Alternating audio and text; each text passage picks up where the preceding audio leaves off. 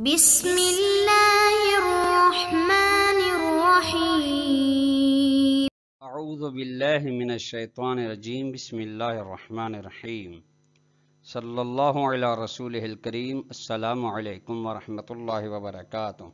طلاب کرام عزیز کیسے ہیں؟ امید کرتے ہیں کہ آپ خیر و عافیت سے ہوں گے۔ بدایت المعارف جزء ثالث کا سبق نمبر 25 شروع کر رہے ہیں، جس میں عنوان قرار دیا گیا کتاب کی عبارت الامر الرابع فی قدرتہ و اختیارہ سے لے کر ثم ان الارادۃ والاختیار بالمعنی المذکور تک۔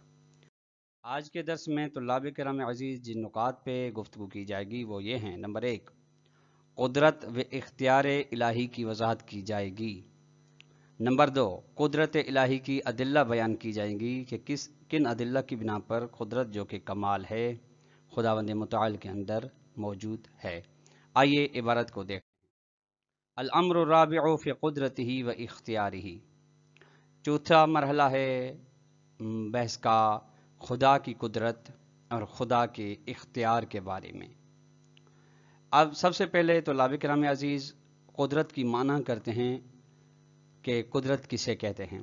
فرماتے ہیں القدرت ہی تمکن الفاعل العالم بما فی الفعل او الترک من المصلحۃ او المفسدۃ من الفعل و ترکہ۔ یہ آپ بریکٹ میں دیکھ رہے ہیں طلاب کرام عزیز، یہ من الفعل کا تعلق ہے تمکنہ کے ساتھ۔ قدرت یعنی ایک فاعل قدرت رکھتا ہو انجام دینے کی اور ترک کرنے کی، یعنی دونوں اس کے پاس یہ چیزیں موجود ہیں، چاہے تو انجام دے چاہے تو نہ۔ یعنی قدرت یعنی ایسی قوت جس کے ذریعے سے انجام دینے والا چاہے تو انجام دے، فاعل چاہے تو انجام دے چاہے تو ترک کر دے۔ اب کون سا یہ فاعل کی خصوصیات بیان کر رہے ہیں کہ ایسا فاعل جو عالم ہے، العالم ما بالفعل، جو اس چیز کے بارے میں عالم ہے، یعنی اس مصلحت و مفسدہ کے بارے میں عالم ہے جو فعل کے اندر پایا جاتا ہے مصلحت یا مفسدہ۔ اب ترک فعل یعنی انجام دینے کے بارے میں جو مصلحت ہوتی ہے تب فاعل انجام دیتا ہے، یا ترک ہے اگر کوئی ترک کر رہا ہے، کسی فعل کو چھوڑ رہا ہے، کسی فعل سے موڑ رہا ہے، روگردانی کر رہا ہے، تو اس میں اندر مصلحت پائی جاتی ہے۔ مصلحت و مفسدہ ما کا بیان ہے۔ بس یہ قدرت کی معنی ہو گئی۔ اب قدرت کا اس میں فاعل ہے قادر۔ القادر پھر کیا ہوگا؟ هو الذی اذا شاء ان يفعل فعل واذا شاء ان يترك ترك۔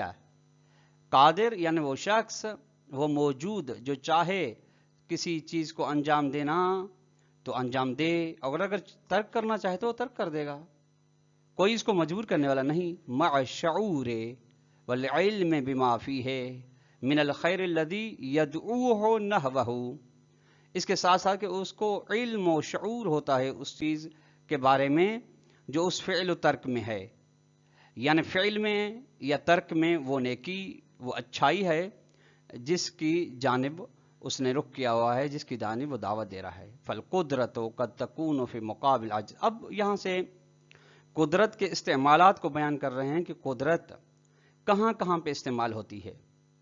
قدرت قد تکون فی مقابل عجز، قدرت بسا اوقات عجز یعنی کمزوری کے مقابلے، قدرت کمزوری کے مقابلے، قدرت ہے یعنی کمزوری نہیں ہے، کمزوری ہے یعنی قدرت نہیں ہے۔ فإن من لم يصدر عنه فعل لفقده إياه عاجز عنه، بس جس آدمی سے کوئی فعل صادر نہ ہو چونکہ وہ اس فعل کو نہیں رکھتا، وہ اس کا مطلب یہ ہے کہ وہ عاجز ہے اس فعل کے انجام دینے سے۔ بس عاجز قادر کے مقابلے میں، عاجز قدرت کے مقابلے میں۔ بخلاف من يمكن صدوره منه، برخلاف اس آدمی کے جس سے فعل کا صادر ہونا، منہ کی ضمیر من کی جانب جا رہی ہے، جس سے فعل کا صادر ہونا ممکن ہے، تو فإنه قادر بالنسبة إليه، تو فعل کے بارے میں وہ قدرت رکھتا ہوگا۔ جب قدرت رکھتا ہے، قادر ہے، تو عاجز نہیں ہے۔ ایک استعمال یہ، بس قدرت عاجز کے مقابلے میں۔ دوسرا استعمال قد تكون القدرت فی مقابل الایجاب، قدرت اجبار کے مقابلے میں ہے۔ بس فمن ایجاب یعنی طلاب اجبار، اکراہ.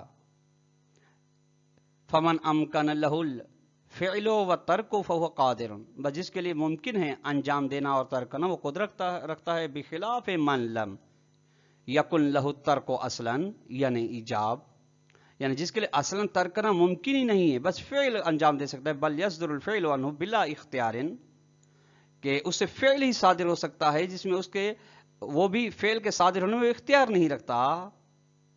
جیسا مثال دیں کصدور الارتعاش ان ید المرتعش، ارتعاش کا صادر ہونا مرتعش کے ہاتھ سے.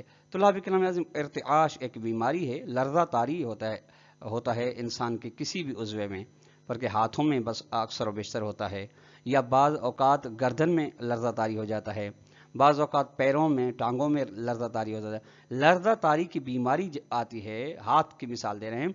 مرتعش یعنی جس کو ارتعاش کی بیماری عارض ہوئی ہے، لرزے کی بیماری عارض ہوئی ہے، اس کا ہاتھ لرز رہا ہے بغیر اختیار، ورنہ وہ چاہ بھی نہیں رہا ہے، اس کا اختیار بھی نہیں ہے کہ اس کو کنٹرول کر سکے.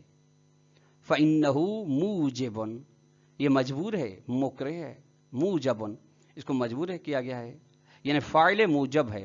کنار بنسبت للحراق، جس طریقے سے آگ جلانے کی بنسبت فاعل موجب ہے، فاعل مجبور ہے، اسی طریقے سے ارتعاش کا صادر ہونا ید مرتعش تھے. لہذا قدرت ایجاب کے مقابلے میں ہے، یعنی جبر کے مقابلے میں ہے. تیسرا استعمال وقد تكون القدرت فی مقابل مسلوب القدرت بالفعل، بسا اوقات قدرت اس کے مقابلے میں ہے، اس چیز کے مقابلے میں ہے کہ جس سے قدرت چھینی جائے انجام دینے کے بارے میں، یعنی وہ انجام دے سکتا ہے لیکن انجام دینے کی قدرت اس سے چھینی گئی ہے. فمن امکن لہ الفعل والترک فہو قادر، بس جس کے لیے انجام دینا اور ترک کرنا قدرت میں ہے، اختیار میں ہے، تو وہ قادر ہے. بخلاف من غلت ایدیہم، بلکہ اس سے دونوں ہاتھ باندھے گئے تو فإنہ غیر قادر بالفعل، وہ انجام دینے پہ قدرت نہیں رکھتا. وإن کان قادرا فی نفسی، اگر ذاتن یعنی اس بغیر مجبوری غلت ایدی کے وہ قدرت رکھتا ہے انجام دینے کی، لیکن اب غلت ایدی ہے، ہاتھ باندھے گئے اس کے، اس لیے مجبور ہے. ثم ان صدور الفعل او ترکی عن الانسان او ذی شعور آخر یحتاج الی مرجح، اس کے بعد کسی بھی فعل کا صادر ہونا انسان سے یا کسی بھی باشعور موجود سے، یا فعل کا ترک کرنا کسی بھی انسان سے یا باشعور موجود سے، یہ مرجح کا محتاج ہے. مرجح یعنی ایک ایسی علت فاعلی جو فعل و ترک میں سے آ کے اس کو فعل دینے کے بارے میں، انجام دینے کے بارے میں ترجیح دے ترک کرنے کے بارے میں، اور یہی ترجیح مرجح افضلیت سبب بنے گا کہ ترک کو چھوڑ کے فعل کرے. وہ لا یکون بدون علم و شعور، اور یہ فعل و ترک بغیر علم و شعور کے نہیں ہوتا. اگر انجام دے رہا ہے کوئی انسان فعل کو، ترک کرنے پر افضلیت، ترک کرنے پر اس کو ترجیح دے رہا ہے کوئی بھی ذی شعور موجود، تو اس کے پیچھے علم کارساز ہے، اس کے پیچھے اس انجام دینے والے انسان کا شعور کارساز ہے. وعلیہ اس بنا پہ فالعلم و شعور من مبادئ الفعل او الترک، بس علم و شعور کسی بھی چیز کے انجام دینے یا ترک کرنے کے مبادی مقدمات میں سے ہے. یعنی سب سے پہلے علم و شعور ہوتا ہے، جس کی بنا پر اگر اس کے اندر مصلحت ہوتی ہے تو سبب بنتا ہے فعل، اور اگر اس کے اندر مفسدہ ہوتا ہے تو صاحب شعور انسان، ذی شعور انسان اس ترک کرنے کو ترجیح دیتا ہے انجام دینے پہ. وَإِن كَانَ فِي مَرْتَبَةٍ مِنَ الضَّعْفِ، اگرچہ وہ فعل و ترک اگرچہ وہ علم و شعور ضعیف مرتبے میں ہو، یعنی اعلیٰ ترین مرتبے میں نہ ہو. فالقدرت لا تطلق الا اذا كان للعلم والشعور مبدئیۃ فی ظہور الفعل او ترکہ، بس قدرت کا اطلاق نہیں آ سکتا سوائے یہ کہ جب علم و شعور کا آغاز میں ہو، فعل کے انجام، فعل کے ظاہر ہونے میں یا فعل کے ترک ہونے میں. یعنی فعل جب ظہور کی شکل میں اختیار کر رہا ہے، فاعل سے ظاہر ہو رہا ہے، یا ترک جب فاعل سے ظاہر ہو رہا ہے، تو اس کے پیچھے علم و شعور ہے، آغاز علم شعور سے ہوا ہے. فلذا اسی وجہ سے لا تطلق القدرت علی القوت طبیعیت، تو قدرت کا اطلاق قوائے طبیعیہ یعنی جو تکوینی امور ہیں از خود کام کر رہے ہیں ان کے پیچھے کیا فرماتے ہیں قدرت کارساز نہیں ہے، جیسے کہ فرشتوں کا کام، ٹھیک ہے، اور یہ جو جتنے بھی موجودات زمینی ہیں اور سمندری ہیں، جتنے بھی وہ کام انجام دے رہے ہیں یا کام ترک کر رہے ہیں، ان کے پیچھے قدرت کارساز نہیں ہے، علم و شعور کارساز نہیں ہے، بس وہ ایسے ہی چل رہے ہیں. چونکہ قدرت کا اطلاق وہاں پہ ہے جہاں اس پہ اگر انجام دے رہے ہیں تو اس کے مقابلے میں ترک بھی ہو، اس پہ بھی اختیار ان کو ہو.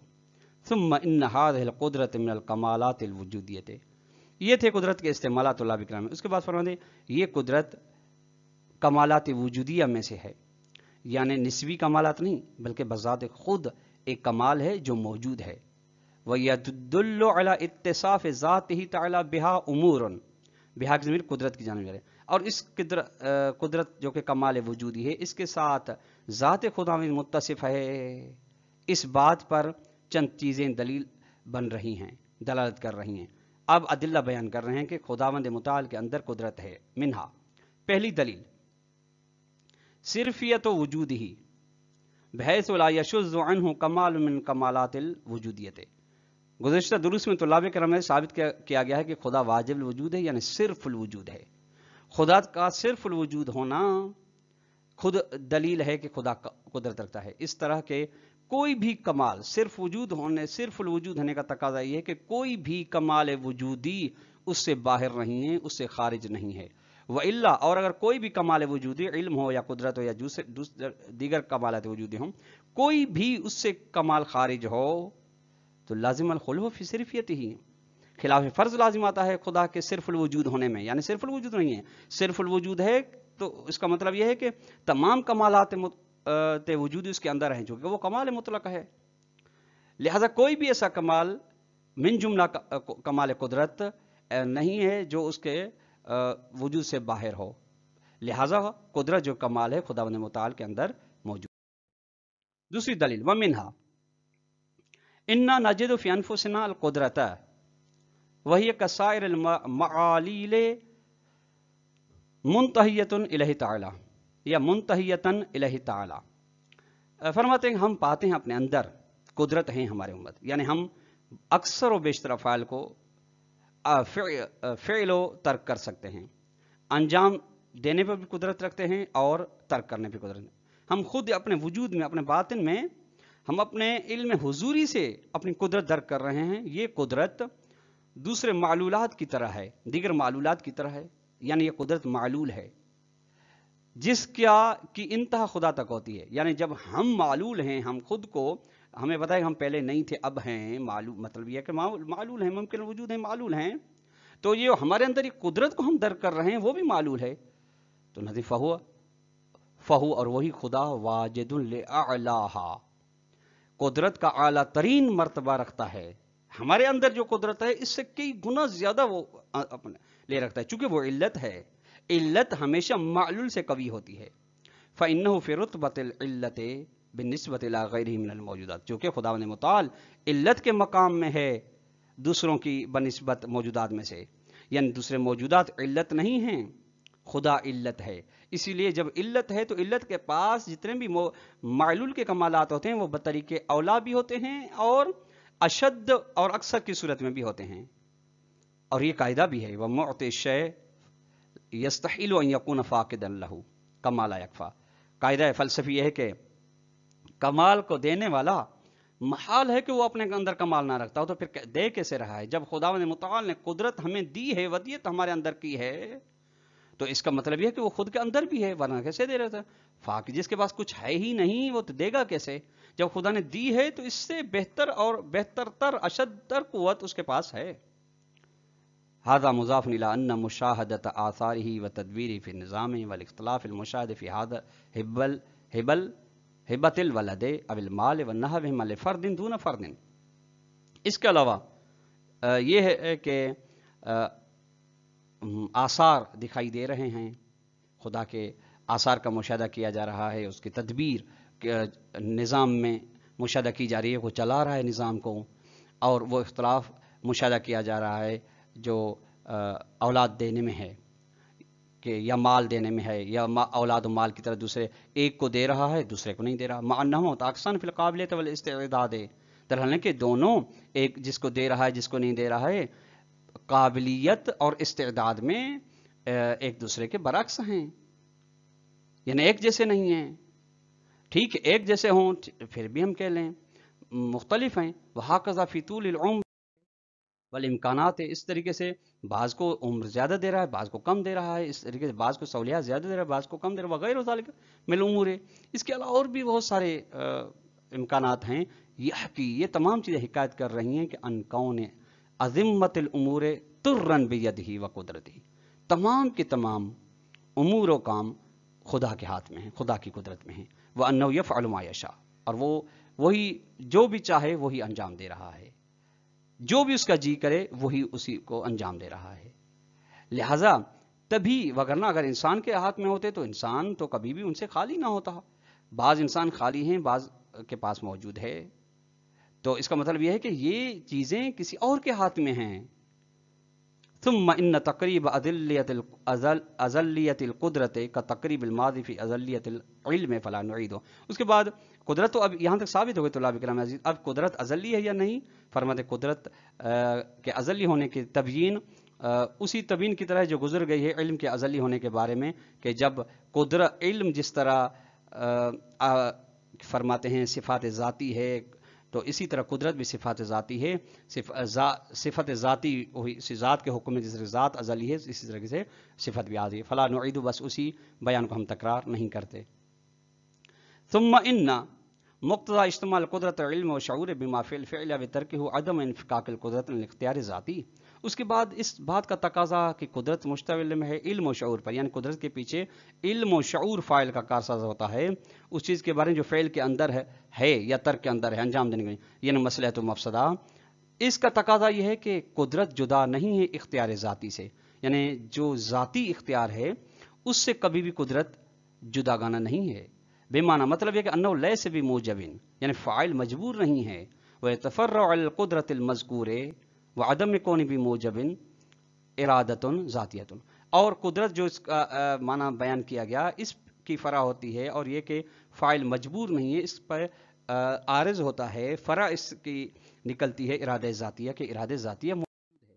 کما فی ہے من المصلحت، جس طرح کے فعل کے اندر مصلحت ہو تو ارادہ ہوتا ہے. وہذا الارادۃ والاختیار موجودان من الازل، یہ ارادہ و اختیار اصل سے موجود ہیں. ولیستا بحادثتین، اور یہ خدا کا ارادہ و اختیار حادث نہیں ہے، یعنی ذات پہلے ہو بعد میں ارادے ہوں، جس طرح کہ ہمارے ارادے بعد میں ہے. سو ان فقدان الاختیار بمعنی المذکور، اختیار کا نہ ہونا، اختیار وہ جو بیان کیا گیا ذکر نہ ہونا، یرجع اس کی بات گشت ہے لا امکان صدور الفعل بترک عنہ، کہ ممکن ہے کہ فعل و ترک اس فاعل سے صادر ہو بلا دخل اللہ تعالیٰ فیہ، کہ اس میں بغیر اس کے کہ خداوند متعال کی کوئی مداخلت ہو. کل قوت طبیعیت ہے، جیسے کہ طبیعی قوا جو از خود کام کر رہی ہیں.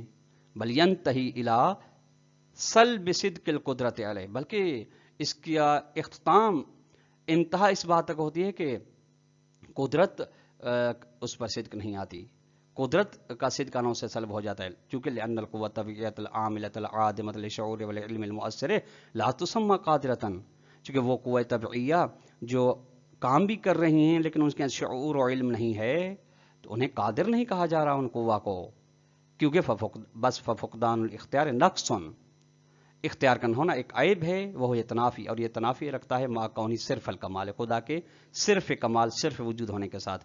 کما مرات عدیدہ، جس طرح کی یہ چندین بار بات گزر گئی ہے.